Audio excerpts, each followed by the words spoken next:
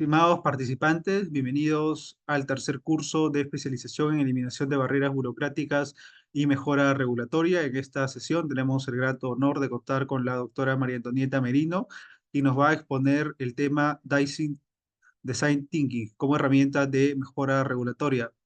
María Antonieta Merino es abogada por la Universidad de Lima, Master of Law por New York University, Master of Science en Políticas Públicas por la University of Bath y cuenta con estudios en regulación por London School of Economics y la University of Pennsylvania. Actualmente es consultora del consorcio alemán Nira Zambero en mejora regulatoria, miembro de la Comisión de Eliminación de Barreras Burocráticas del ITECOPE y ha sido consultora del Banco Interamericano de Desarrollo, Banco Mundial, la Organización para la Cooperación y el Desarrollo Económicos, Cooperación Alemana y Jacobs Córdoba y Asociados en México, en reforma regulatoria en Perú y LATAM. Es docente en temas de regulación y mejora regulatoria en Perú y México, miembro de la Asociación Iberoamericana de Estudios de Regulación y de la Asociación Iberoamericana del Derecho de la Energía. Estimada doctora María Antonieta Merino, muchas gracias por haber aceptado la invitación de participar como ponente en este tercer curso de especialización en eliminación de barreras burocráticas y mejora regulatoria. Estamos muy contentos con ello y estamos seguros de que será una sesión muy valiosa y provechosa para todos los participantes. Muchas gracias y les cedo el uso de la palabra para que pueda iniciar con su ponencia. Muchas gracias. Gracias por la presentación y gracias por la invitación para estar en el evento exponiendo sobre el tema. Quiero ver si se logra ver, ¿verdad? La diapositiva. ¿Me confirman? Yo creo que sí se ve, pero quiero igual Se ve, ver doctora, sí si... se ve. Genial, muy bien, gracias. Ok, entonces vamos a empezar con el tema que me ha sido asignado para poder estar con ustedes en este espacio de tiempo, en este curso que es tan importante que, bueno, que tiene tantos temas de relevancia, no tanto en el tema de barreras como también en el tema de mejora regulatoria. Y el tema que traigo, que es el Design Thinking como herramienta de mejora regulatoria, está más pensada para trabajarlo desde el lado de la mejora, que es una reforma que seguramente ya muchos de ustedes conocen, que ha sido implementada y venido desarrollándose en el Perú desde el año 2016. Ha sido el esfuerzo, el impulso más grande por tratar de impulsar la reforma y esta reforma tiene muchas herramientas, tiene muchos instrumentos y uno de ellos, el más importante de todos, es el análisis de impacto regulatorio.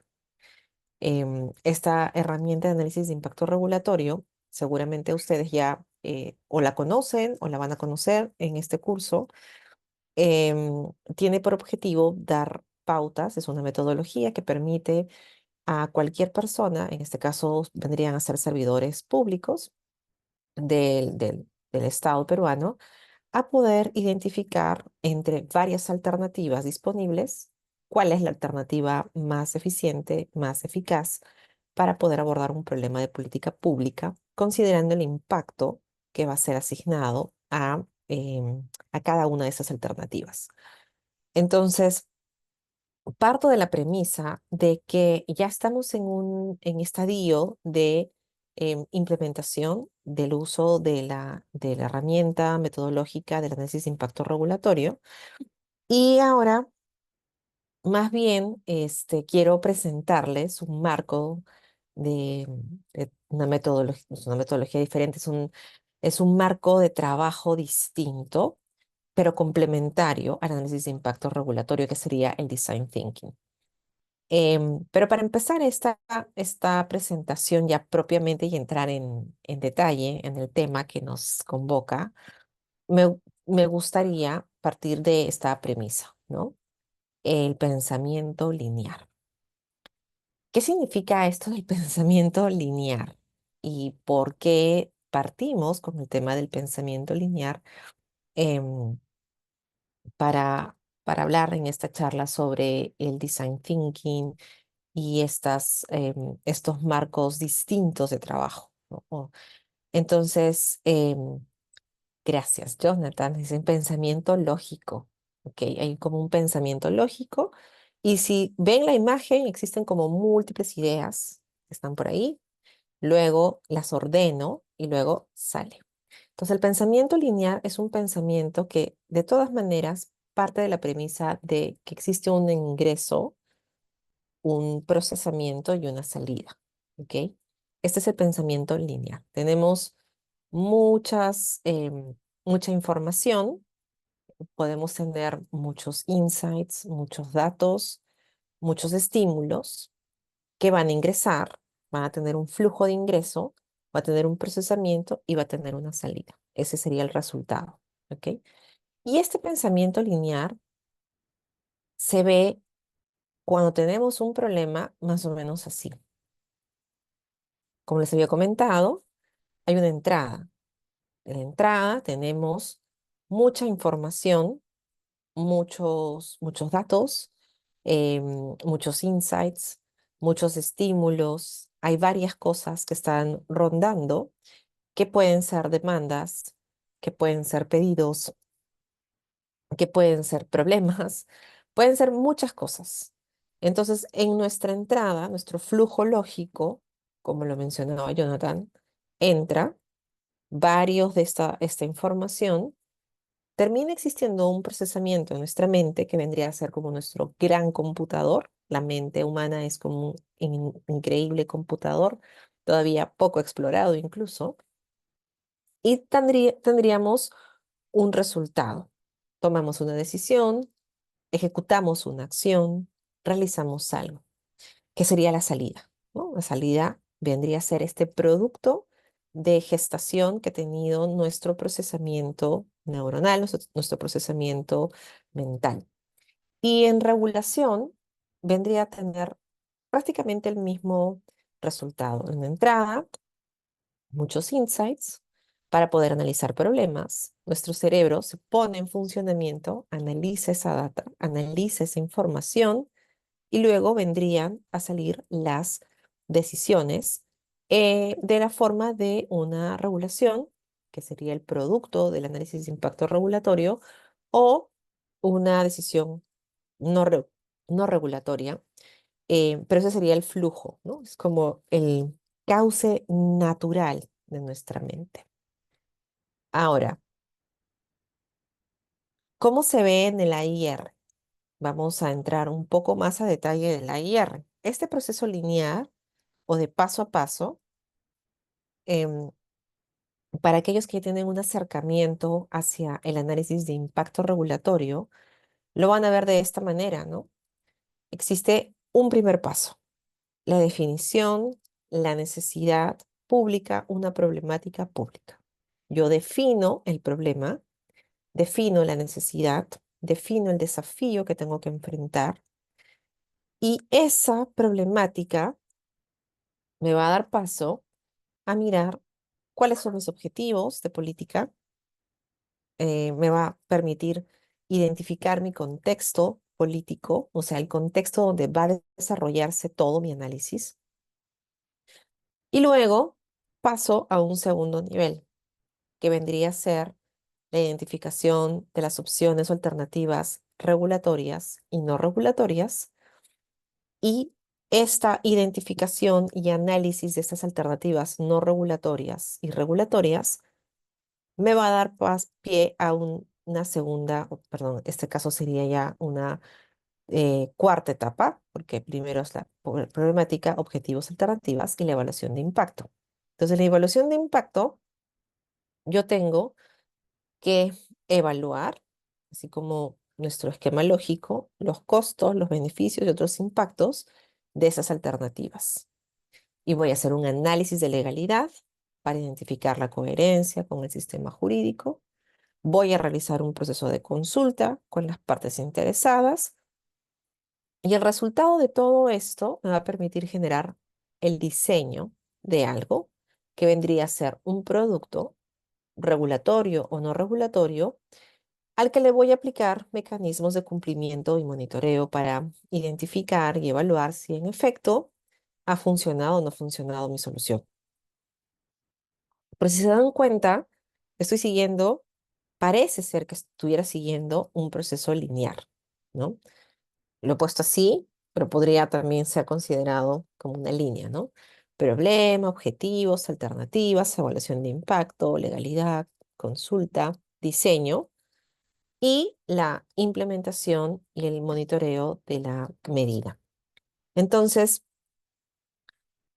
todo parece que funcionara de esa manera, con esa misma lógica.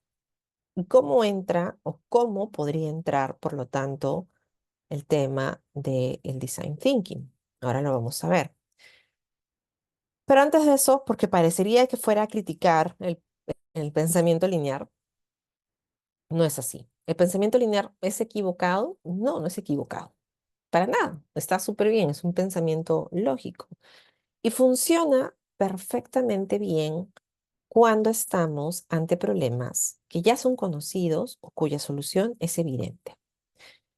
Piensen en actividades cotidianas en su día a día. Por ejemplo, todos ustedes, y ahorita les voy a hacer que partan de una forma, vamos a hacer un experimento y me van a escribir si en efecto ha habido algún cambio significativo, significativo, ¿ok?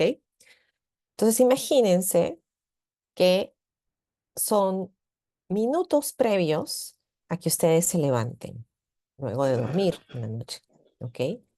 Entonces son minutos previos a que ustedes puedan levantarse. Hay como un eco sonido ahí, no sé si me escucha bien, ¿sí?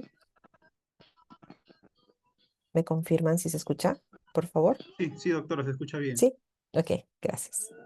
Ok, genial, muchas gracias. Entonces, regresamos a nuestro ejercicio, ya.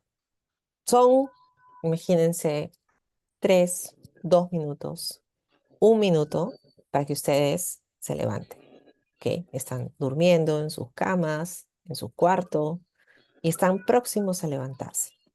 Ahora, quiero que me digan, o, bueno, o que piensen, porque no estoy segura si todos van a poder escribir, pero lo pueden escribir.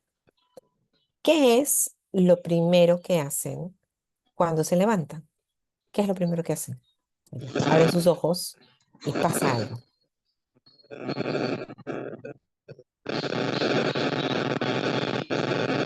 Hay como un sonido en el fondo, pero no sé si solamente lo estoy escuchando yo o ustedes también.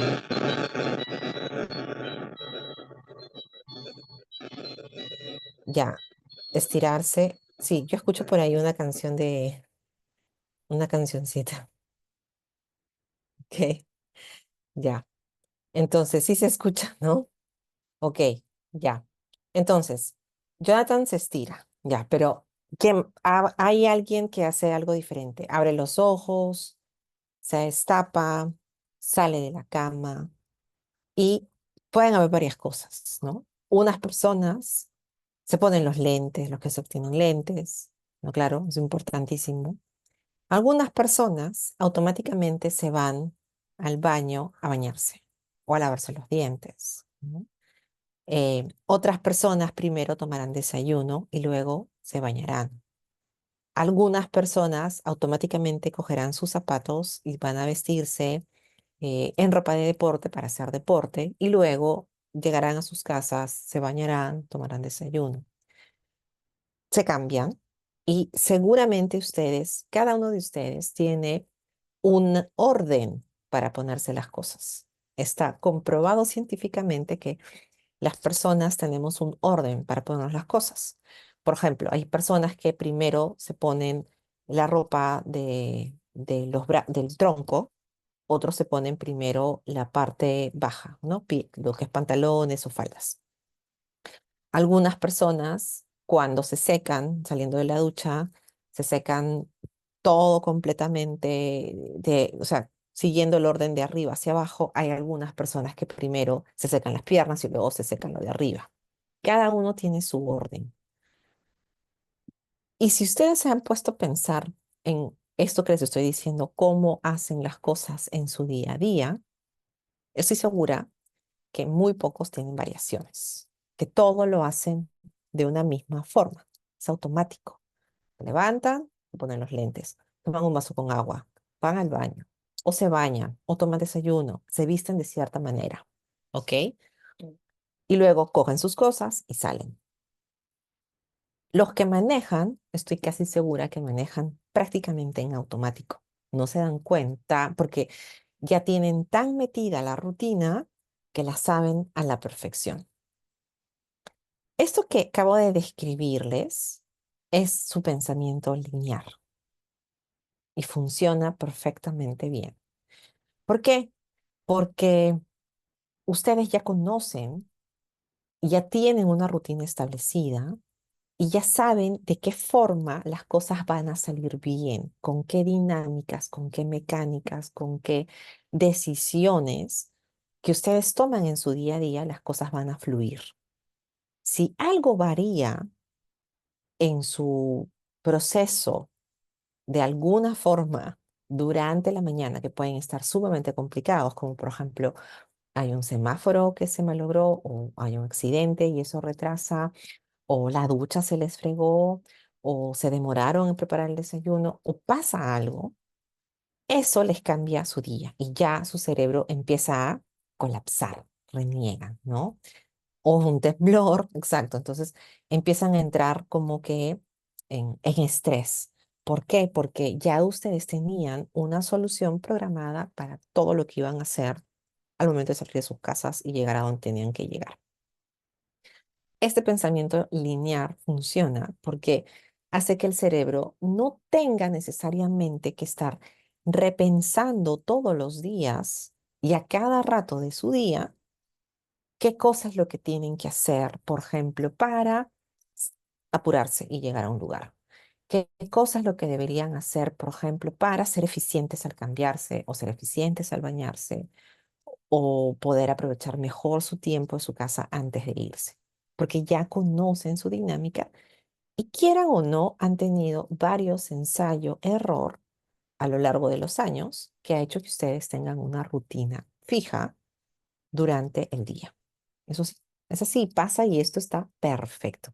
Entonces, el pensamiento lineal es utilísimo, es perfectísimo cuando nosotros nos enfrentamos a problemas repetitivos, recurrentes y necesitamos una solución que es evidente. Por ejemplo, si yo ya sé que me voy a demorar 1 hora en alistarme porque me tengo que bañar, me tengo que secar el pelo, me tengo que cambiar de cierta manera, tengo que preparar un desayuno, tengo que hacer X cosas. Entonces, levantarme 15 minutos más tarde me puede cambiar absolutamente todo el diseño de de mis acciones durante la mañana. Entonces, el pensamiento lineal nos ayuda a tomar decisiones cuando la solución es evidente, cuando ya tenemos algo que ya hemos masterizado, cuando ya podemos predecir el resultado por experiencias pasadas. Yo ya sé que si me levanto 15 minutos más tarde, eso se convierte en una hecatombe en tiempos porque no voy a llegar, ¿no? Voy a salir tarde, va a haber más tráfico, etcétera. Entonces, cuando podemos predecir el resultado, ya tenemos por experiencia cuál va a ser la acción o la actividad que se va a producir y cuál es el método más eficiente, de alguna manera comenzamos a tener una actuación que parece mecánica, pero no lo es. Es ya automatizado, ya ajustado a nuestras realidades. Y eso es perfecto. ¿Por qué? Porque nos está evitando sobrecostos en tiempos, en dificultades, en malos humores, etcétera, ¿no? Nos está evitando que caigamos en otros problemas. Entonces, el pensamiento lineal no es equivocado. El pensamiento lineal es muy, muy útil porque ya sabemos qué va a pasar. Ya tenemos una predicción de lo que va a suceder si lo hacemos de forma equivocada. Ahora, pero no todas las cosas funcionan de esa manera. O sea, no siempre vamos a estar en escenarios donde sabemos exactamente qué va a pasar, donde sabemos exactamente qué va a suceder o podemos predecir las cosas con esa misma certeza como la que podemos predecir por la experiencia que tenemos en nuestro día a día, porque probablemente estamos ante situaciones que nuestro cerebro no ha visto antes, ¿no? O sea, no conoce, nunca ha tenido una experiencia previa, no ha podido tener un contacto previo. Le falta saber cómo va a funcionar o cómo van a reaccionar las cosas. Entonces ahí el pensamiento lineal como que entra un poco en desajuste, ¿no? Aparece ahí como una situación de, bueno, ¿para dónde voy? ¿Para dónde me dirijo? Porque no sé, se supone que si yo hago A y luego hago B y luego hago C, el resultado debería ser este, pero ahora me estoy dando cuenta que no está funcionando de esta misma manera. Y por suerte nuestro cerebro, ustedes saben, tiene dos hemisferios, uno más creativo, uno más lógico, es así de perfecto. Nuestro cerebro nos da una fórmula, una manera de solucionar las cosas y crea, el ser humano crea diferentes fórmulas, diferentes procesos, marcos de pensamiento para poder abordar estas situaciones que nosotros no tenemos manera de poder aplicar el proceso lineal, ¿no? O el pensamiento lineal. Entonces, el tema del design thinking vendría a ser un proceso no lineal. ¿Ya? Esto Este tema del design thinking, ojo que no es una creación del ser humano. Nuestro cerebro ya opera así. Simplemente estamos identificando esta forma distinta de que nuestro cerebro opere y la estamos aplicando de una manera más consciente para solucionar problemas que no son tan evidentes, que no son tan fáciles de solucionar a través de procesos lineales. Entonces, el design thinking es un marco de trabajo que nos permite iterar. Es un proceso no lineal, o sea, no es lineal, no es entrada, procesamiento, salida, es iterativo. Ahorita vamos a ver qué significa la iteración. Y este proceso iterativo emplean las personas o los equipos para, en primer lugar, comprender a sus usuarios, comprenden al destinatario de sus medidas, al destinatario de sus acciones, cuestionan los supuestos que tienen enfrente, redefinen problemas y crean soluciones innovadoras para prototipar y probar. Ese es el design thinking. Entonces, no es un pensamiento lineal, es todo lo contrario, es no lineal, es iterativo.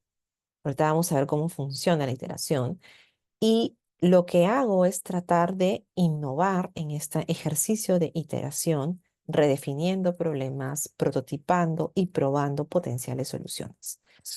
Y por esto esta forma de pensamiento nos permite abordar problemas que puedan estar mal definidos o sobre todo que puedan ser desconocidos. Mientras que el procedimiento lineal es lo máximo para cosas que ya sabemos, así lo tenemos sumamente bien hecho, lo podemos identificar, no tenemos que perder el tiempo, no tenemos que gastar pólvora inventando la rueda porque ya está inventada. El design thinking nos permite llenar esos espacios donde las, las soluciones no son evidentes, los problemas no se conocen, los problemas no están bien definidos, no sabemos para dónde ir. Y aquí les muestro cómo funciona, ¿ok? Entonces, el design thinking tiene estos pasos, pueden ser 5 pasos, pueden ser 3 pasos. Acá he puesto los 5 pasos completos, pero generalmente se puede colocar con definir, prototipar, testear, o sea, también lo parten así, pero este es el que tiene más etapas. En primer lugar tenemos, o más que en primer lugar, una de los componentes es el empatizar. Empatizar es ponerme en los zapatos de la persona que tiene el problema, que tiene el desafío, que tiene la necesidad. Yo empatizo con ese sujeto. Entonces tengo que pensar, tengo que sentir, tengo que vivir en carne propia, de ser posible. O sea, tengo que tratar de, em, de lograr comprender de forma tal que para mí sea exactamente el mismo nivel de entendimiento que tiene la persona que está sufriendo el desafío, que sufre el problema, que tiene la dificultad. Empatizo, ¿ok? No solamente comprender. Empatizar es entender, o sea, siento lo que estás sintiendo, creo lo que me estás diciendo, sé cómo se siente, ¿no? Ese es el empatizar. Entonces, el empatizar es súper importante en esta medida porque cuando nosotros podemos sentir o percibir el problema, nuestro cerebro comienza a funcionar, ¿ok? Tengo este desafío, tengo esta dificultad, yo tengo, no el otro, yo tengo esta dificultad. Entonces, cerebro, ¿cómo podemos solucionar esa dificultad? Y ahí la empatía nos ayuda a definir los problemas, porque ya los podemos percibir como propios y definirlos. O sea, el problema realmente, visto desde la óptica, desde la perspectiva de quien lo sufre, es este. No me estoy inventando el problema, no estoy interpretando el problema, no estoy supliendo la necesidad o el problema de otros. Realmente sé cuál es el problema porque estoy empatizando. Eh, y cuando ya tengo un problema definido, mi cerebro, como les digo, empieza a funcionar porque nuestros cerebros, el cerebro humano, tiene una gran capacidad para solucionar problemas. Y lo que va a hacer el cerebro es idear soluciones. Yo voy a pensar qué forma puedo darle a este problema una salida, una solución, una modificación, un cambio. Tengo que pensar en las distintas alternativas, opciones que tengo diferente. Y estas ideas me permiten crear algún tipo de solución, un tipo de proyecto, algún tipo de medida, algún tipo de acción concreta, pónganle el nombre que quieran. Y lo interesante del design thinking es que esta idea vendría a ser un prototipo. El prototipo es la posible salida, la posible solución, el posible mecanismo de alternativa que puedo emplear para mejorar el problema. Y lo digo así como posible porque el prototipo que vendría a ser, yo creo que esta es la solución, tiene que ser testeado. O sea, voy a probarlo en la práctica. Voy a formularlo en la práctica. Voy a implementarlo en la práctica. Y el testeo, al momento de probar la solución, me va a permitir saber retroalimentar si es que mi idea tuvo éxito o si por el contrario realmente yo fallé. Y si fallé, puedo volver a pensar en nuevas ideas para volver a pensar en nuevos prototipos que voy a probar. Tal vez el prototipo no es del todo mal, pero falta mejorar algunas cosas. Otra vez a mejorarlo con ideas, mejor el prototipo, lo vuelvo a testear. El testeo, a su vez, me da información sobre cómo estoy definiendo el problema. Tal vez en mi búsqueda de solucionar el problema y de crear esta solución no he visto algo que comienzo a identificar una vez que pruebo la posible solución en la práctica. Y entonces cuando empiezo a generar estos prototipos y al testearlos, puedo redefinir el problema. ¿Ok? Y ese testeo también me permite aprender sobre los usuarios, porque cuando pongo en práctica esto, pues voy a tener una retroalimentación de la persona que está siendo afectada, ¿ok? Y eso me va a permitir nuevamente a perfilar mi análisis, mi ideación, mi solución, el prototipo que vaya a crear y el testeo. Entonces, si se dan cuenta, la iteración es este proceso de idas y vueltas. Itero, voy, regreso, me retroalimento, alimento mi análisis, regreso, formulo cambios, los pruebo, modifico, regreso, pruebo con la persona que me tiene que brindar la retroalimentación, redefino y así. Estoy generando un modelo en el que mi cerebro deja de tener esta idea de o este proceso de entrada, análisis, salida y más bien empieza a existir marchas y contramarchas. Son varios bucles de análisis, varias idas y vueltas. Eso es lo que nos permite hacer el design thinking. Y a propósito con esto, esta es una base de lo que se puede encontrar en un sandbox regulatorio. Ahora se los voy a explicar con más detalle en un momento, ¿no? Pero esta idea del probar, testear, ese es el core Esta es la base fundamental de un sandbox regulatorio.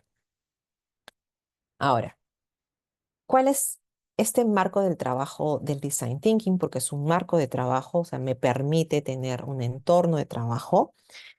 Tiene ciertas características. Como se habrán dado cuenta, parte de la empatía. O sea, el problema no lo veo como algo ajeno, sino como algo muy cercano.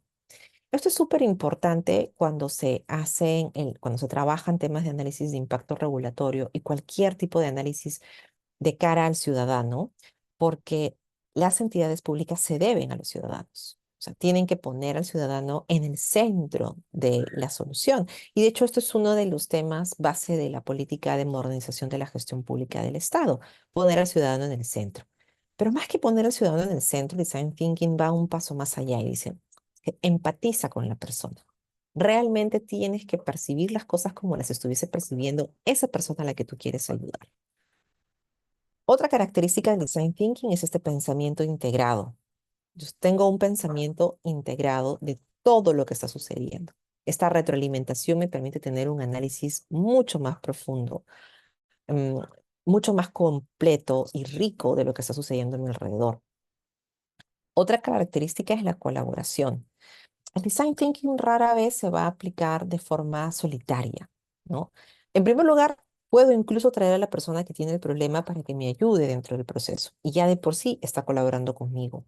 Pero también podemos encontrar equipos de trabajo que aplican estos marcos de trabajo para poder analizar, para poder crear las ideas, crear las posibles soluciones o estos proyectos, estos prototipos y el testeo.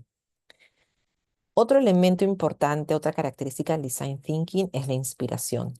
Y esto está muy vinculado a este proceso mental de creación de posibles alternativas de solución, que a su vez alimentan la ideación. O sea, necesito de esta fuente creativa. Y eso no está muy alejado de lo que pasa en un análisis de impacto regulatorio. Se los voy a ir adelantando para que vean y se los voy a explicar también con un poco más de detalle. Todo el proceso del análisis de impacto regulatorio exige de los funcionarios públicos que salgan fuera de la caja. Y eso a veces puede ser un poco complejo porque ya de por sí el día a día dentro de nuestras entidades hace que nosotros tengamos ciertos anclajes por rutina, que son naturales a nuestro proceso de pensamiento, que nos hacen obrar de cierta manera, no nos permiten ir más allá. Entonces, el design thinking rompe con estos esquemas y nos permite salir fuera de esta caja a buscar otras soluciones, a buscar otras ideas, a buscar otras medidas. Y luego viene el tema de la implementación. La idea no se queda en el papel, la idea se prueba. Por eso es que estaba la etapa del testeo o este momento del testeo, donde yo puedo ver qué va a suceder con la propuesta que tengo y retroalimentarla. Porque si algo no está funcionando, si algo no ha salido bien, lo que voy a hacer es volver a alimentar nuevamente mi análisis y empezar otra vez. ¿Ok? Entonces, esta es la forma del marco de trabajo del design thinking, esas son las características. Y en realidad existen, esto es en términos generales las características, pero hay muchas variantes del design thinking, ¿no? Uno de estas variantes es esta de la Institución Americana de Artes Gráficas, que se llama Cabeza, Corazón y Mano. Tiene toda la parte lógica, la parte empática y la parte de la acción, y esos tienen sus propias formas de llegar, de operativizar el design thinking, pero siempre partiendo de que se puede utilizar estos cinco pilares, ¿no? De la empatía, de la definición del problema, de la ideación, del prototipado y del testeo. Todos pasan igual.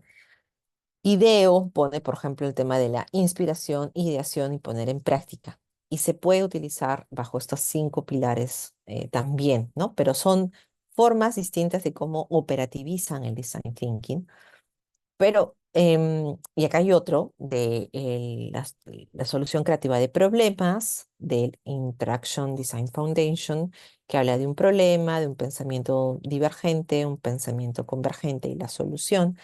Y muy parecido a este, que es el que me parece que es el que tiene incluso más acogida, es el Double Diamond, ¿no? Que es un proceso doble diamante, em, que este ha sido creado en una autoridad británica. Y si se dan cuenta, este modelo del doble diamante del design thinking tiene mucho más correlato con el tema de la IR y se los voy a mostrar en breve, pero primero hay que explicarles cómo funciona y ahorita van a ver por qué, ¿no? El tema inicial siempre va a ser nuevamente el problema. Yo tengo un problema, obviamente hay esta parte de la empatizar, entonces una vez que ya empatizo, tengo el problema y luego empiezo a abrirme a todas las posibilidades existentes para tratar de identificar cuál es la naturaleza del problema. Y ahí entra el pensamiento divergente, ¿no? Trato de mirar con un amplio espectro la naturaleza del problema y descubrir qué es el problema y definir qué es el problema, ¿no? Entonces, esta primera etapa es como una parte de búsqueda amplia de lo que es la definición del problema, nos permite abrir el horizonte sobre qué es el problema que tengo enfrente, que necesita tener una solución. Y luego puedo converger, o sea, cerrar mi análisis em, para poder identificar hacia dónde dirigir este análisis que voy a realizar, qué partes del problema yo voy a enfocarme. Esto es súper importante, porque cuando se hace un análisis en AIR, que está acá, ahorita vuelvo a subir, la primera etapa del ciclo de la IR es la identificación del problema. Y en esta identificación del problema, nosotros abrimos todo nuestro potencial análisis a todas aquellas causas, a todas aquellas subcausas, a todos aquellos elementos que pueden estar asociados a un problema y los efectos que van a generarse del problema. Entonces, no es un análisis sesgado, no debería, porque yo debería identificar todas aquellas causas asociadas al problema y todos sus efectos, y la magnitud y los agentes causantes. Entonces, cuando se abre el análisis del problema, podría a través de, de esta técnica del doble diamante, de este proceso, identificar toda la naturaleza del problema, saber qué cosas tengo que descubrir y definir mi problema. Una vez que yo tengo todas las variables posibles, yo puedo empezar a definir el problema. ¿Qué es lo que me pide el AIR? Definir el problema. Para definirlo necesito primero entenderlo en su magnitud, abrir mi mente, abrir y conocer. Luego, una vez que lo defino, entonces ya puedo considerar opciones para solucionar el problema. Pero si se dan cuenta, aquí aparece justo en casi la intersección del diamante una palabra, el plan. ¿Qué cosa quiero hacer? Ok, vamos a la IR. Objetivos. ¿Qué cosa necesito hacer? ¿Qué cosa quiero buscar? ¿Qué cosa quiero conseguir? La identificación de los objetivos está aquí. Una vez que yo ya he definido con claridad el problema, puedo saber hacia dónde quiero llegar, cuáles son mis objetivos y en el doble diamante me permiten también trabajar con el plan. Ojo que no es uno por otro. Este pensamiento design thinking a mí me va a ayudar a potenciar mi análisis de la IR. Yo no voy a dejar de hacer mi árbol de problemas y hacer mi análisis. Simplemente me está permitiendo este marco de trabajo abrir mi mente hacia aspectos que no estoy mirando por hacer un proceso lineal. Más bien yo necesito abrir la mente a aquellos problemas que no conozco, que no tengo claridad de cómo funcionan, que no tengo certeza de qué es lo que está sucediendo o que pueden estar mal definidos de alguna manera. Entonces, esta es como una herramienta en apoyo a la implementación de la IR. Y luego volvemos otra vez nuestra mente. El design thinking te dice, ábrete a las opciones, o sea, vuelve a abrir tu mente hacia las opciones. Y ahí vuelves a hacer este pensamiento divergente, considerar tantas opciones para solucionar como sea posible. ¿Qué voy a desarrollar? ¿Qué voy a hacer? ¿No? Es aquí donde se produce generalmente la ideación en el proceso de design thinking. Y entrando aquí, estamos en las alternativas. ¿Ok? Entonces, una de las quejas o uno de los retos, más que de las quejas que pueden existir, es que a veces la persona que está pensando en su proceso de análisis de impacto automáticamente trae en mente el tema de una alternativa regulatoria o varias alternativas regulatorias. Y siempre el reto de la práctica de la IR es piensa en otras cosas. O sea, no piensa solamente en regulaciones, piensa en alternativas no regulatorias.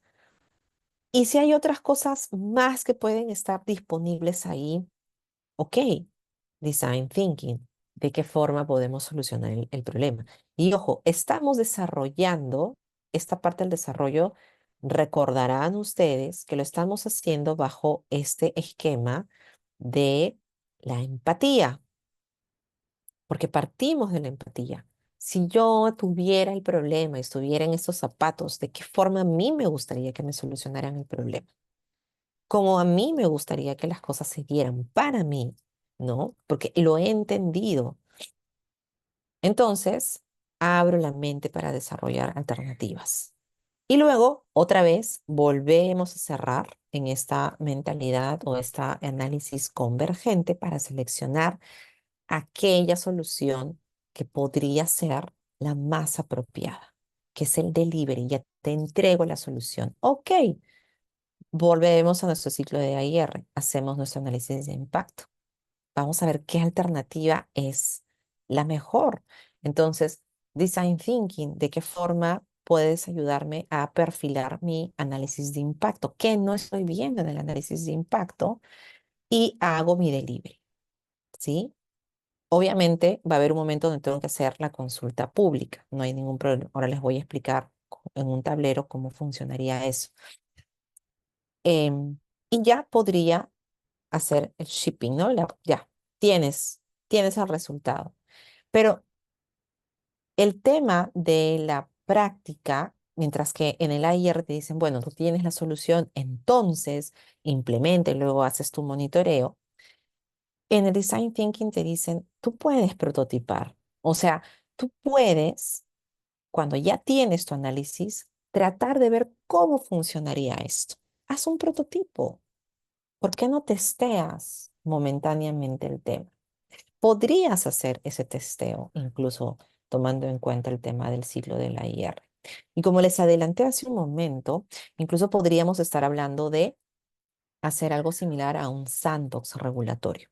¿Cómo funcionan los sandboxes? Funcionan bajo el mismo esquema. Yo tengo una dificultad, tengo un problema. Todo funciona, todo parte, si se dan cuenta, como parten los análisis naturales humanos de un desafío, de una crisis, de un problema.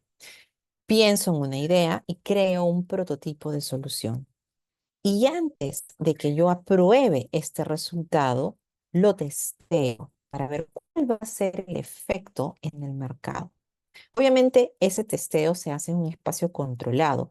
Voy a asignar un grupo de personas que van a probar, ¿no? Van a intentar, por ejemplo, estoy creando un procedimiento nuevo. Ok, testeemos con 3 personas cómo funcionaría. No tiene que ser testeado por toda la sociedad, pero testeemos con 3, a ver cuál ha sido su dificultad, cuál ha sido lo que le pareció incomprensible, difícil, complejo, ¿no? ¿Cuál ha sido la dificultad del lado de quien tenía que cumplir con la obligación? Y corrijo. Y una vez que ya testé que mi prototipo ya funciona, recién hago el delivery. Este es el resultado final. Esta es la medida final y ya la puedo implementar. ¿Significa que la medida es perfecta? Ninguna medida es perfecta, pero tenemos menos chance a tener efectos no deseados o efectos adversos en el mercado. Entonces, sí existe más que una incompatibilidad o lucha entre el esquema del design thinking y el AIR, un elemento de complementariedad. Tenemos nuevamente la identificación del problema. Esta es una estrategia de diseño, una identificación del problema. Se enmarca el problema como una pregunta estratégica, porque tengo un problema. planteo posibilidades, qué tendría que ser verdad de esto. Hay algunas barreras que enfrentar, que eso son las partes de la implementación y el pensamiento del problema, lo testeo y decido. Si yo lo veo como estrategia general de cómo quiero dar a luz esta medida, seguiría estas pautas. Y tampoco es ajeno a la IR. Parto de un problema, una vez que ya tengo el problema analizado, o sea, que ya tengo el objetivo, veo las alternativas que están por aquí, luego trato de ver qué cosa podría funcionar en la práctica basándome en el análisis de impacto económico, analizo el problema y todas sus variables y barreras, puedo testear aplicando técnicas de testeo concretas de las medidas, aprobarlo, decidir hacer esto y luego seguir en el proceso de implementación y una evaluación. Siempre la evaluación. Y todo sigue el mismo ciclo. ¿Cómo ha funcionado esto? Seguramente ustedes me dirán, bueno, profesora, suena maravilloso todo lo que nos ha dicho, pero ¿esto en la práctica funciona? Sí. O sea, no tengo conocimiento que en el Perú se haya empleado el Design Thinking para aplicarlo con temas de AIR y de hecho nuestra implementación de la AIR, recuerden que todavía es bastante nueva, es incipiente, todavía no está dada al 100%. Pero, por ejemplo, hay un caso en Brasil hace poco que probaron el design thinking dentro de un AIR en un proceso para poder identificar, mejorar el proceso de donación de alimentos desde la mirada de la seguridad alimentaria. Entonces, este es como la SENASA brasilera hizo todo este diseño, este análisis y como consecuencia de eso, el resultado fue una guía para la donación de alimentos muy ágil, muy fácil de poder implementar, que asegura valga la redundancia, seguridad alimentaria, ¿no? Pero en este caso no se implementó el design thinking de 5 pasos, sino de 3. O sea, solamente la inspiración, ¿no? La parte de esta inspiración que está detrás, esta empatía que está detrás, la ideación, o sea, voy a crear la solución y la implementación, ¿no? Hago la parte del testeo. Em, y a propósito de Brasil, esta entidad que les digo que es como la SENASA brasilera, en verdad son como 3 entidades en una. SENASA, DIGESA y DIGEMIT. Se llama Anvisa, así como lo que está abajito en la diapositiva. Y Anvisa crea una caja de herramientas para aplicar el design thinking al análisis de impacto regulatorio. Entonces, empieza siempre con la agenda temprana, que nosotros tenemos la agenda temprana y la tenemos identificada en las normas que cada sector del Poder Ejecutivo ha implementado y empieza con cada uno de los pasos que ellos han establecido para el design thinking, ¿no? Un pitch para saber cuál problema van a hacer, el kickoff, que es con este problema lanzo, o sea, o con el problema que está identificado en la agenda, ojo, y ahora sí me meto al análisis del problema, que está acá, ¿ok? Y hago todo el tema del análisis de impacto, de los objetivos, de las opciones, las ventajas y las desventajas, las comparaciones, que eso se hace en el análisis de impacto económico, la emisión de la regulación, la implementación, el monitoreo y la evaluación ex post. Y para cada una de estas etapas de este tablero del design thinking, ellos deciden qué tipo de herramienta del design thinking van a elegir.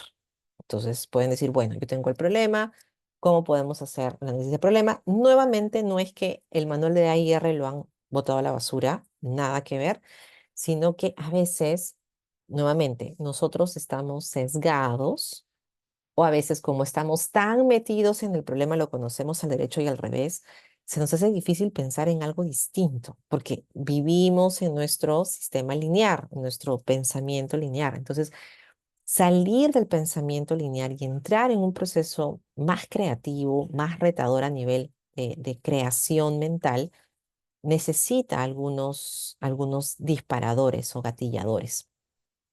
Y para cada una de las etapas de la IR, entonces se han creado estos ejercicios de design thinking. Como me quedan pocos minutos, les quiero comentar de algunos para que puedan ver cómo funciona, ¿no? A veces se piensa que el design thinking es solamente colocar posits en una pared, como esto, pero no. El brainstorming, esta lluvia de ideas, puede funcionar en el problema, para la definición del problema, cuando necesito cerrar todas las posibles causas, variables, circunstancias asociadas al problema. Pero no solamente lo voy a hacer yo como un ejercicio de voy a poner todos mis posits porque me encanta, porque estoy haciendo design thinking. No.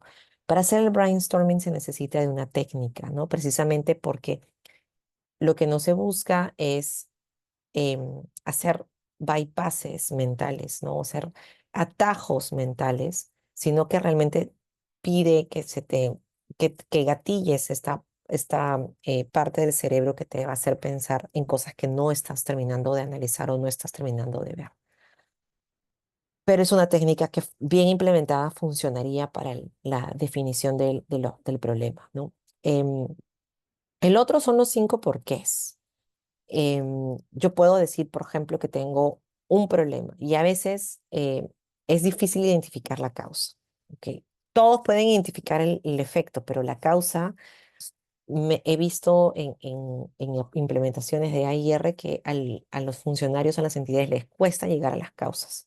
Las causas no son tan claras, no tienen una secuencia tan lógica, ¿no? Entonces, este ejercicio de los 5 porqués permite llegar a causas, porque te hace preguntar qué está pasando, por qué es esto, por qué es esto, y esto por qué sucede, y esto por qué sucede. Entonces te hace desmenuzar las causas. Ojo, nuevamente, estos son ejercicios dentro del marco del design thinking, pero no es como que yo los coloque así nomás y los haga. Tiene una técnica para evitar el bypass, ¿no? O este pez del Ishikawa te permite también analizar un problema porque tienes el problema identificado y puedes identificar todas las causas que vendrían a ser las espinas del pez y los efectos también. O podemos utilizar, por ejemplo, para las alternativas, diagramas de afinidad, ¿no?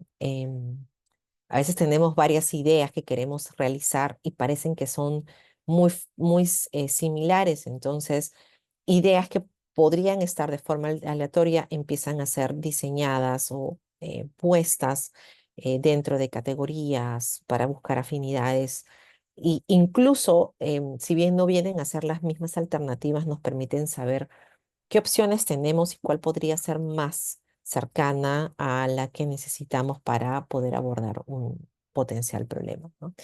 Y este otro que se llama uno 2 4 todos, eh, funciona bien cuando existen equipos porque te permite contrastar ideas. O sea, tú partes con tu idea y la validas con otra persona. Son dos.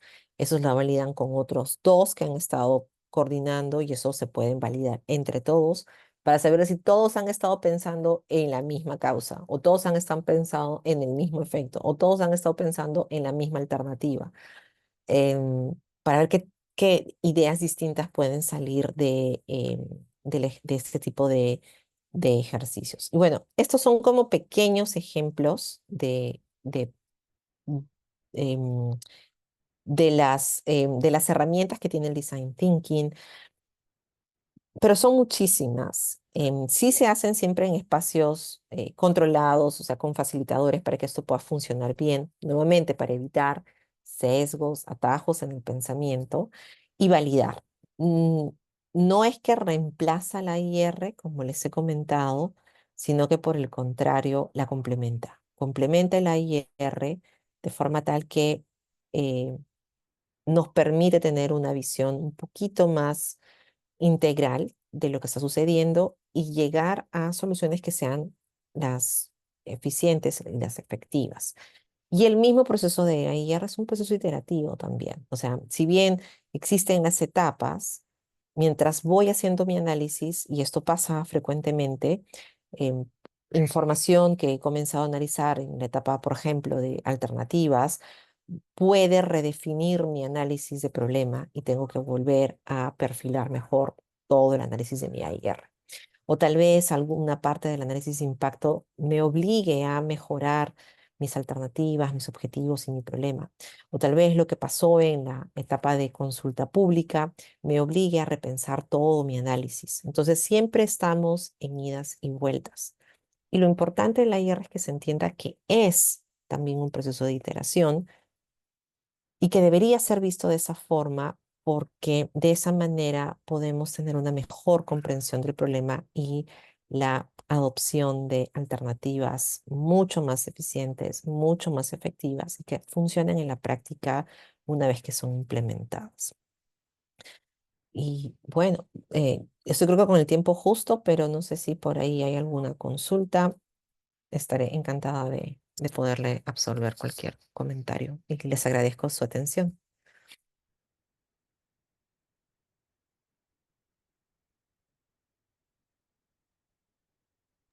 Muchas gracias, estimada doctora. Si alguno de los participantes tiene alguna duda, alguna pregunta, puede levantar su manito y se le cederá el uso de la palabra. Ya están habilitados los micrófonos para que puedan hablar cualquier participante. Profesora, buenas noches, un gusto saludarle. Le habla ¿Qué, Jonathan. Primero. qué tal? ¿Cómo estás? Sí, me pareció muy interesante lo que usted mencionó sobre el pensamiento divergente, ¿no? Y bueno, es un tema muy interesante que ya, es decir, tiene sus antecedentes, ¿no? Y, por ejemplo, Poincaré hablaba justamente cuando no podía resolver, cómo resolver un problema que no le salía, ¿no? Un problema matemático. Ujú. Y claro, existía, digamos, él tenía sus técnicas. Él dejaba el problema matemático y se iba a dar un paseo. Ajá, Y eso a veces se funciona. tomaba unas vacaciones. Y durante las vacaciones ocurría ese proceso, ¿no? Pero digamos, no era, digamos, un proceso simplemente que lo leo un ratito y ya lo dejo, sino que él pasaba varias semanas o varios meses, digamos, estudiando el problema y después lo dejaba. Cuando ya, digamos, no podía, como usted lo dice, digamos, de manera voluntaria encontrar la solución. De manera, digamos, directa, de manera lógica, encontrar la solución al problema. Entonces, dejaba que, como se dice, que, que reposara, ¿no? Que reposara el Ujú, problema, o se puede hablar otro término, para que mágicamente, él decía, parece magia, ¿no? Pero digamos, la solución llegaba. De parte mientras caminaba, mientras comía o mientras estaba leyendo algo. Pero justamente eso, digamos, ya, bueno, es estudiado, ¿no? Ahora actualmente es estudiado, como usted lo ha mencionado, ya forma parte, digamos, de los estudios de neurociencia. correcto. Y, Y ahora hay y derecho y neurociencia también. sí, Ujú. y ahora le dicen neuroderechos, todo es neuro. Neuroderecho, sí, también. Eh, eh, y justo estaba leyendo, bueno, hace un tiempo, ¿no? El libro de Bárbara Oakley, hablando justamente de esos momentos, ¿no? Mágicos, momentos de eureka que a veces Ujú, ocurren, ¿no? Y mágicamente llegamos a una solución que nunca hubiéramos podido llegar, nos parece que nunca hubiéramos podido llegar de manera directa, ¿no? Y después nos sorprendemos de que era algo tan simple, tan sencillo y tan, estaba, digamos, a la vista o era muy novedoso, pero que no se podía, no veía la forma de llegar ujú, a esa solución mediante las técnicas usuales, ¿no? O acostumbradas, sino que tenía que, por decirlo así, ¿no? Revolver el cerebro, ¿no? Darle vueltas exacto. al cerebro, es decir, es como un reseteo y buscar otra forma de llegar a solucionar el problema o verlo de diferente manera. Y eso, digamos, me parece interesante, ¿no? Lo que normalmente no sucede cuando, por ejemplo, están viendo un problema en el Congreso, uno puede ver, ¿no? Las entrevistas, los debates, y ve que todo el mundo está gritando, todo el mundo está exaltado y claro, magia, ya no es magia, ¿no? Sino que ya es automático, como usted lo menciona, ¿no? Legislar, emitir una ley para solucionar el problema, para eliminarlo, para eliminarlo incluso, que se habla, ¿no? De erradicar, dice. Ujú. Eliminar, ley que elimina el problema de la basura, ley que elimina tal cosa. O sacan una declaración interés nacional, ¿no? Y claro, en los periódicos, en otras, se, se, se- algunos escuchan eso y piensan, digamos, que es una solución. Pero bueno, lo que usted menciona justamente me parece muy interesante digamos, y claro, requiere cierta técnica, ¿no? Y claro, estas personas que ya tienen su costumbre de buscar soluciones, han tenido muchos años, digamos, de experiencia, eh, ya de experiencia propia de cómo llegar a una solución que directamente ellos no alcanzan. Y Ujú. justamente es algo que parece mágico, ¿no? De alguna Parece. forma se puede decir que es sorprendente, ¿no? Cómo el Ujú. cerebro sigue funcionando cuando uno no sigue resolviendo el problema, aun cuando ya no lo estamos tratando directamente. Correcto. Así es, tal cual tú lo has mencionado, ¿no? Y lo que tú dices es cierto, o sea, siempre que, por ejemplo, ¿no? Esa recomendación, eso de estoy atorado en un problema matemático y voy a salir a pensar a otra cosa. Yo recuerdo que eso me decía uno de mis asesores de tesis de maestría, ¿no? O sea, cuando yo le estaba dando demasiadas vueltas al tema, me decía, deja esto y vete un día a la playa. No, pero tengo que terminar la tesis. Y era como que no, no vas a terminar la tesis porque estás atorada. Tu mente necesita pensar en otras cosas. Entonces, lo mismo pasa con los AIRs. El AIR no es como hacer una tesis, obviamente. A veces puede ser incluso hasta más complicado que una tesis, dependiendo del problema, y las personas que lo están viendo están tan metidas en su dinámica que empieza automáticamente a funcionar el proceso lineal del cerebro, porque es nuestro marco lógico. Entrar a la parte donde aparece este tema, este pedacito más creativo del cerebro, requiere que nos abstraigamos del problema. Parece un poco ilógico. ¿Cómo voy a resolver un problema si no lo estoy mirando tan al detalle? Pero es que se necesita así. Entonces, por eso es que cuando se habla del design thinking y de estas técnicas o estos métodos, tratan de alguna forma de desconectarte de esto y parte de la empatía para que tú no lo veas como un tercero, lo veas como alguien que tiene el problema y pienses a crear, empieces a crear soluciones o a crear posibles salidas. Y no es ajeno, como les había comentado, al, a la IR porque es tal cual, o sea, todos los procesos de pensamiento parten de un problema, luego estamos pensando en una salida y luego vamos viendo si nos funciona o no. Es lo mismo. El IR, en resumidas cuentas, es exactamente igual. Parto de un problema, veo soluciones y luego lo aplico y si no funciona, tengo que volver a empezar. Es lo mismo. Pero el design thinking te abstrae para ver otras cosas que tal vez estás perdiendo de vista y, em, y de alguna forma buscar una solución tal vez un poco más ajustada a la realidad, ¿no?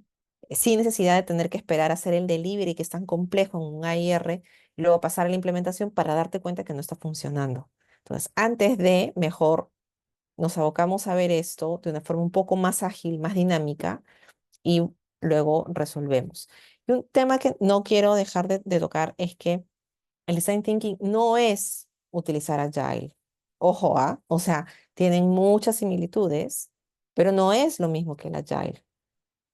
Son otros marcos de trabajo, son otros marcos lógicos. Entonces, una cosa es el design thinking y otra cosa son todos los mecanismos o metodologías Agile o ágiles. Son otra cosa completamente diferente, aunque sí comparten las bases o las estructuras fundamentales. Gracias por el comentario, más bien. No sé si hay alguna otra pregunta o duda o comentario también.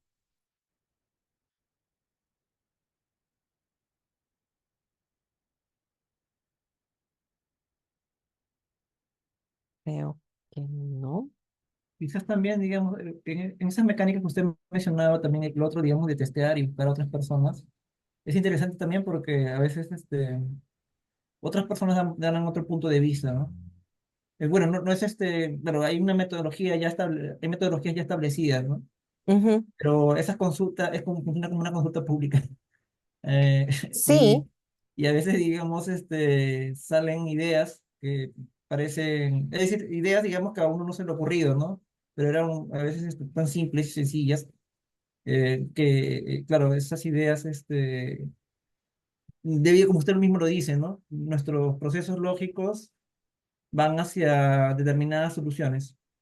ujú, De- Sin embargo, en otras personas, esos procesos, incluso, digamos, los procesos lógicos de desarrollo de esas personas son diferentes. Y basta, digamos, que y los procesos lógicos que esta persona realiza son diferentes para que ocurra una nueva idea. correcto. Y entonces, eso también sería, digamos, esa parte, no se está hablando, digamos, de un pensamiento divergente, sino que no sé si inteligencia colectiva, no sé si podría decirse, ¿no? Pero que Ujú. permite, digamos, dar con una solución ya ajena. Gracias. No, gracias a ti, Jonathan. Totalmente de acuerdo. eh, totalmente de acuerdo. Por eso es que también se pide que estos tipos de métodos se apliquen de forma colectiva, ¿no? O sea, en equipos. Igual que la IR no lo va a hacer una sola persona, Design Thinking tampoco.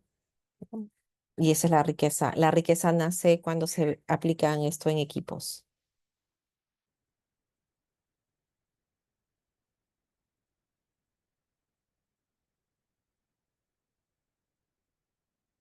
Creo que no hay más preguntas ni consultas.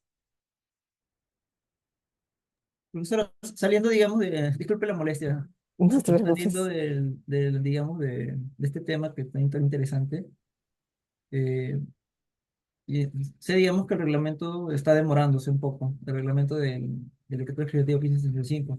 Ujú, Bueno, ¿usted qué opina, digamos, sobre ese retraso? Yo opino, digamos, que está bien, digamos, que se demore porque es un documento complejo y requiere un análisis de todo lo que ha pasado, ¿no?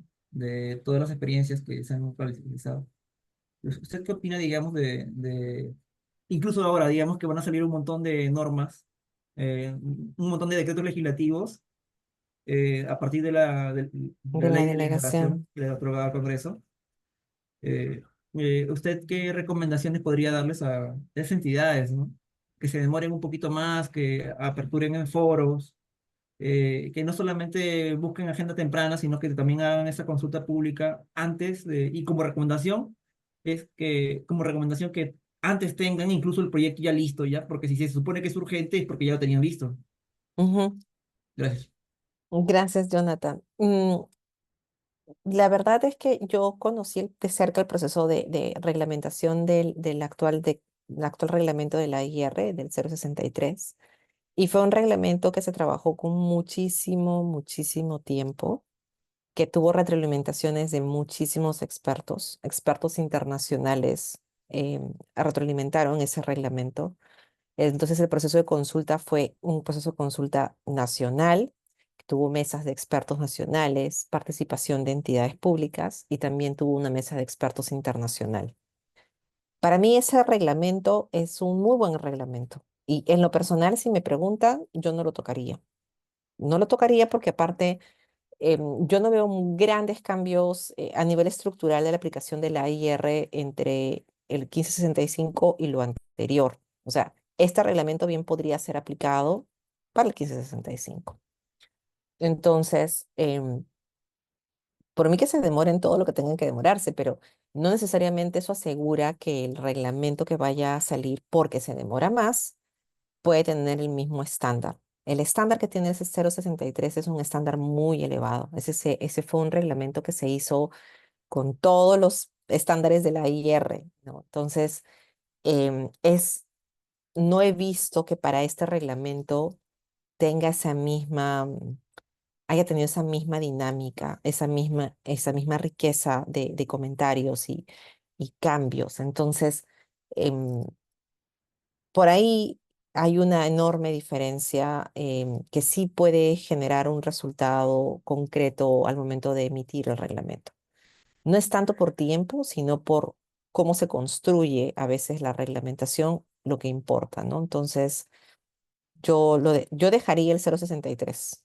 Y si hay algunas deficiencias, mejoraría las deficiencias, pero no pretendería cambiar totalmente un reglamento que ha tenido muy poco de implementación, porque la IR recién se está implementando y todavía se sigue implementando muy pobremente. O sea, la gran mayoría de entidades están pasando por exoneraciones.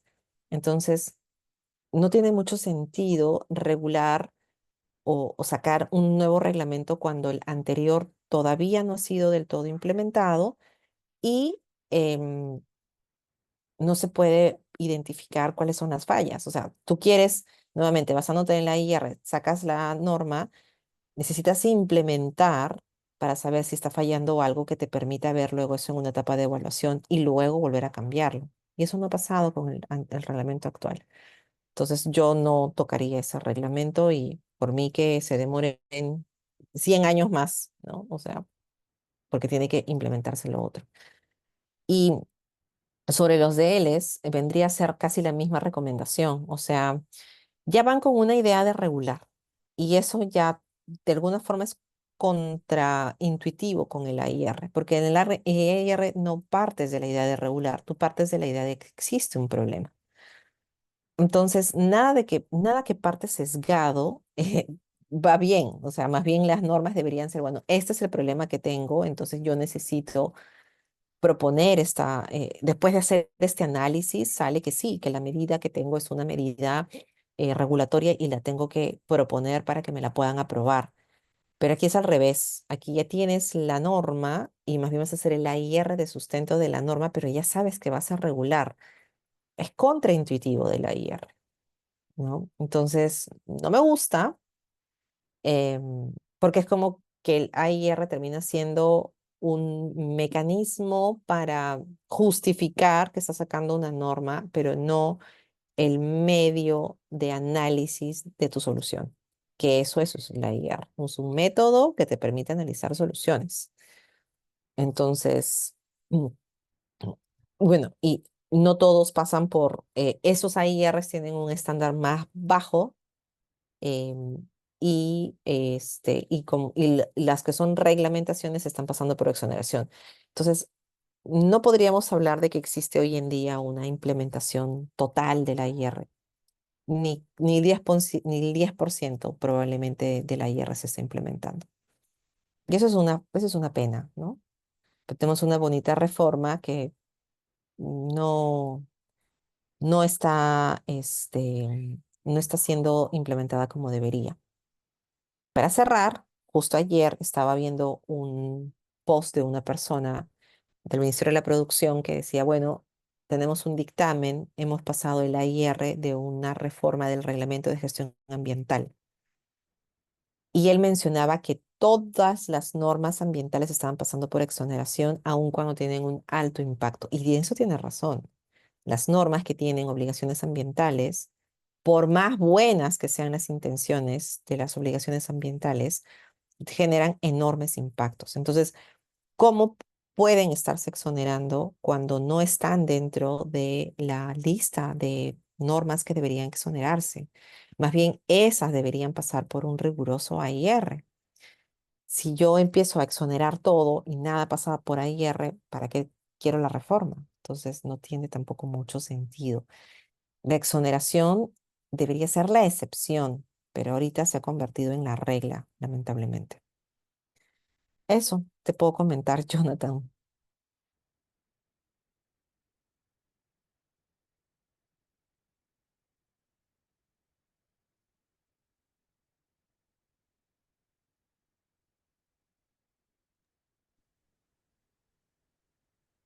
Ah, Estimada doctora, hay una pregunta más mm, de Caterina mm, Melgar. que- ¿Sí? ¿Te han delegado una pregunta?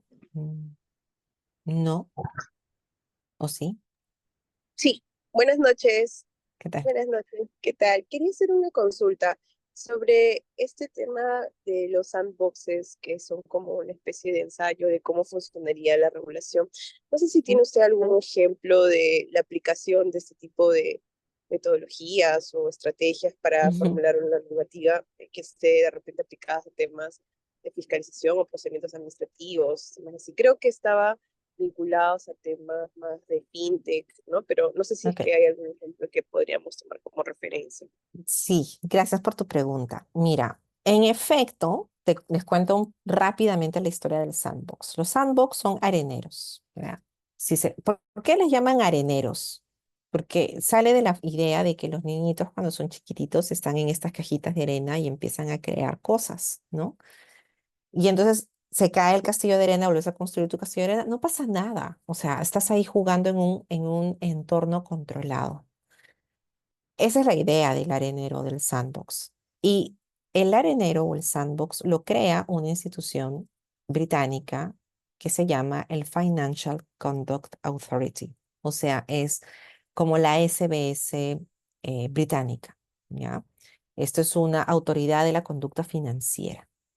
Lo que tú mencionas es correcto porque solamente a nivel internacional, hoy en día, la gran mayoría de areneros existen en temas vinculados a eh, temas de financieras, o sea, o temas bancarios o temas asociados a finanzas, y por ahí en algunos casos temas de telecomunicaciones, que son usualmente los dos sectores mucho más avanzados en el uso de tecnologías o en el uso de mecánicas cuando quieren hacer algún tipo de modificación normativa. ¿Ok? Utilizan analítica más avanzada, paréntesis, por ejemplo, una autoridad en Colombia, que es la Autoridad de Telecomunicaciones, utiliza el crowdsourcing para poder levantar información de usuarios a través de apps y ahí obtiene evidencia que sirve para utilizarla en sus procesos regulatorios. Entonces, son como que normalmente las entidades más avanzadas en el uso o en los temas de mejoras en la parte de la implementación de regulaciones. Ahora, sí cierro mi paréntesis para responderte tu pregunta. En el Perú existe un sandbox creado por ley en la SBS, pero no se ha implementado. O sea, no hay un ejercicio ahorita actual en el país sobre el uso del sandbox. En- si por ahí algo han podido tratar de trabajar, no lo sé, pero así efectivo con resultados concretos de que hemos hecho esto en un sandbox, no hay. Y la gran mayoría de casos se han dado nuevamente en disposiciones asociadas a temas de finanzas o temas de bancos. Y el que ha utilizado con mayor fuerza esto a nivel internacional ha sido nuevamente el Reino Unido, que es el creador. Y, por ejemplo, ¿cómo funcionan? Yo quiero ahora que están saliendo muchos los servicios virtuales o plataformas digitales o uso de monederos digitales o tal vez una tarjeta especial o un servicio especial del banco que puede tener un impacto en el consumidor o usuario final, lo que hace la autoridad es, en vez de que de frente saque su circular, llamémosle, o su norma en temas financieros, prueba en este arenero cómo funcionaría el servicio o el producto creado, o sea, por ejemplo, una entidad con un determinado grupo de usuarios o consumidores y va viendo las debilidades, los riesgos, las circunstancias adversas que podría tener la regulación. No obliga ni inicia procedimientos porque estamos en un espacio controlado, pero sí puede brindar recomendaciones para que se incorporen. Y una vez que ya se ha hecho el testeo, lo que va a hacer es, por ejemplo, dice, ya, tú sacas tu producto, pero tienes que cumplir con esto, porque yo ya en la norma, en la regulación, ya incluyo lo que he visto o he advertido que podría salir mal por este intercambio que se produce en la realidad. En ejemplos en la región, México, que tiene su arenero, pero también en temas de finanzas. No se han trabajado en temas de derecho administrativo. Hay ahí un tema, por ahí vi de un profesor al que tengo mucho cariño, mucho aprecio, dicho sea de paso, que mencionaba que la regulación es una innovación del derecho administrativo. Y no, no es una innovación del derecho administrativo porque la regulación tiene 8.000 años, o sea, esto viene de hace 1.000 años atrás. Entonces, pero recién nosotros nos estamos acoplando en nuestro sistema jurídico que tiene una construcción de derecho administrativo a temas regulatorios, ¿no? Entonces, todavía no. En procedimientos todavía nadita. Recién nos estamos comenzando a acoplar. O sea, la AIR es súper reciente. El sandbox, inexistente. El design thinking en esto, acá todavía no.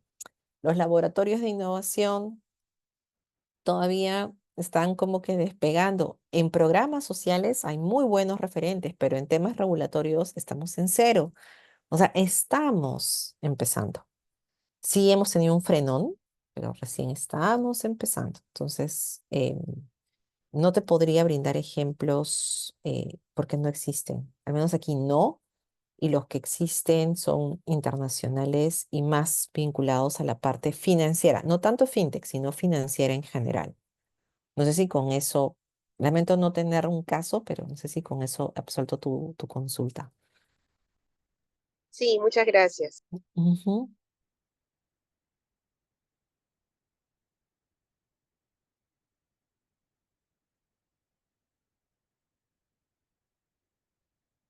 Sí. Sí, estimada doctora, muchísimas gracias por la excelente disertación, gracias por haber respondido cada una de las preguntas de los participantes y gracias nuevamente por haber aceptado la invitación de B-Lawyer, ¿no? Esperamos que en otra oportunidad vuelva a aceptar una invitación. Para nosotros siempre será Claro que sí, todo un gusto, doctora, contar con usted. Muchísimas gracias claro y que sí. una excelente noche. Gracias a todos ustedes. Gracias por conectarse un viernes en la noche. Gracias por la invitación. Que estén muy bien. Muchas gracias, Gracias. doctora.